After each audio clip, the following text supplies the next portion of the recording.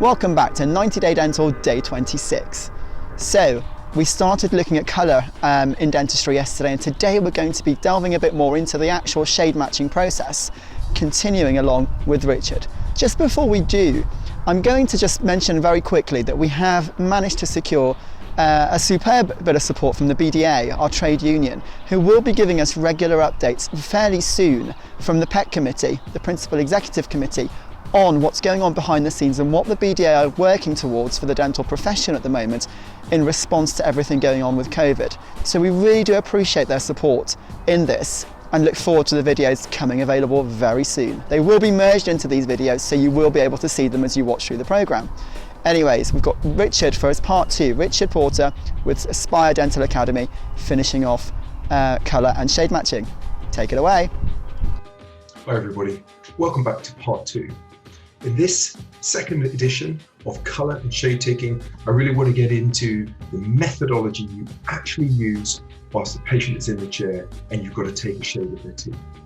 Just to remind you, this is linking up colour science with neuroscience. This is us understanding the physics and methods we use in the surgery to get a shade right every single time. So when the patient has the reveal and they get to look at your composite work or your ceramic work, they look at it and love it first time. That's what this is all about, linking those two things up. So I expect most of you are using a Vita Classic shade guide.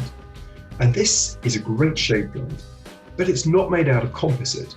So we're going to restrict its use largely to the use on ceramics.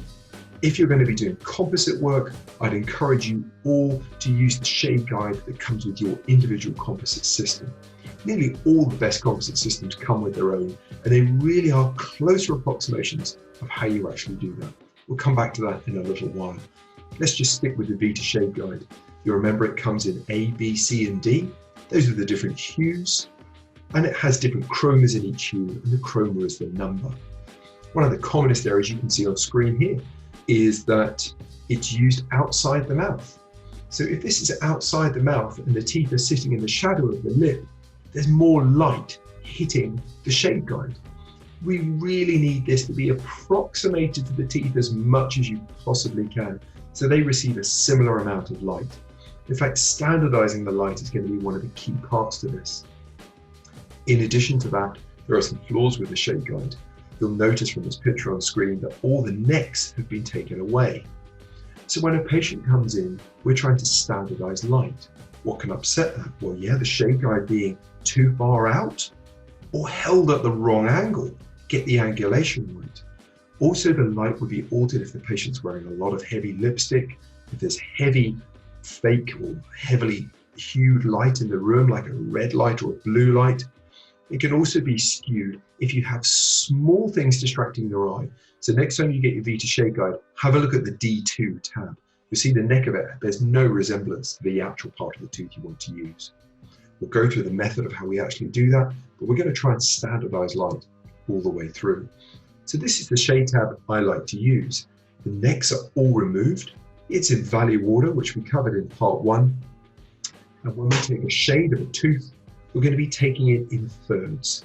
The middle part of the tooth first. And the middle part of the tooth really is going to give us our value. That's our black-white. We're going to then look at the neck of the tooth, and the neck of the tooth relates to the neck of the tab. The middle of the tooth relates to the middle of the tab. Mostly the incisal edge is something unique, and it has often very little resemblance to the incisal edge on the Vita shade guide tab. So as you can see, I've started reducing and just removing a lot of the incisal edges on the shade guide too. The instructions on the Vita shade guide. It says, if possible, determine it under daylight conditions or standardized daylight lamps. It says don't use normal daylighting. What do we all do? Normal indoor lighting. We're going to try and correct that now. It also gives you some clear instructions. Muted colors in the room. Make your choice swiftly. There's a command. Always accept your first decision. You'll remember from part 1, your eye is made up of rods and cones. Rods see black and white. Actually, they don't tire. The cones see hue and chroma, and they do get tired really, really quickly. That's why it says make your choice fast, swiftly, and accept your first choice. So we're going to break this into thirds, and we're just going to be aware of when we are going to get tired and how we then reset our eyes if we do. So one of the great ways we like to standardize color, and this applies to all industries, including the paint industry, the fashion industry, the car industry, interior design, everything is done at a standardized wavelength of light. And we measure that wavelength in this circumstance in Kelvin. And it actually gets a K value in this 5,500 K. The flash on your camera that you might use for doing your dirt photography, that's 5,500 K as well, almost certainly. And so Style Italiano produced these great products. This is my favorite one just because it's much more economical and does the same job, where you can hold this about 6 inches from the patient's teeth as you're taking their shade, and it will standardize the lighting. Then it doesn't matter if it's cloudy outside, if it's sunny, if you're in a room with daylight conditions, this just overwhelms the light. Don't hold it too close, about 6 inches away, and you'll have perfect balanced lighting. It's got a polarization filter on it as well. So if you look at the image on screen, you can see the polarized side on your right as you look at it. And that's taken away all the glare from the outer surface of the tooth. So we get to look in much more detail, with much more clarity at the internal structures inside that tooth. Polarizing is very, very important. And in a minute, we're going to talk about very briefly photography, where we take clinical photos at 5,500 K. We're also going to take a black and white photo, and I'd suggest a polarized photo as well. They're not for you, they can be for you, and mostly for your technician. They'll be really grateful you send it to your technician so they can look at the shade as well. Here's a polarized photo, and just look at the amount of detail you can see inside those teeth. You can see that chroma that's crept into the incisal edge of those teeth because of the fractures, the underlying blue opalescence, and you can really start thinking about what structure of teeth you have and how you're going to emulate it and restore it. A polarized photo goes a long way. Now here's the actual process. We're going to take step one, the value, and that's going to be in the middle third of the tooth. This is just trying to look at black and white. And remember, with value, your eyes are going to see an error in value very quickly. So don't necessarily try and get this one perfect. Just try and eliminate everything that's wrong. Middle of the shade tab, middle of the tooth, marry those two up as best you can and eliminate the wrong values. And you're going to be in the right ballpark for the middle third of that tooth, getting the value right. If you take standardized black and white photos, like you can see on the bottom left-hand picture there, then you're definitely going to be on the right track. Next is to think about the incisal edge. And the incisal edge is obviously going to change as the patient ages. I'm older than you, perhaps, and I expect my incisal edges are more worn than yours. I've got less translucency there. So we want to have a good look at the incisal edge. And my favorite way to do that is with the polarizing filter on or through a photograph. You can pick up so much detail and see exactly how much translucency is there. And then again, conveying that information to a technician is worth all the time it takes. We then start to look at hue and chroma, and that's all done at the neck of the tooth.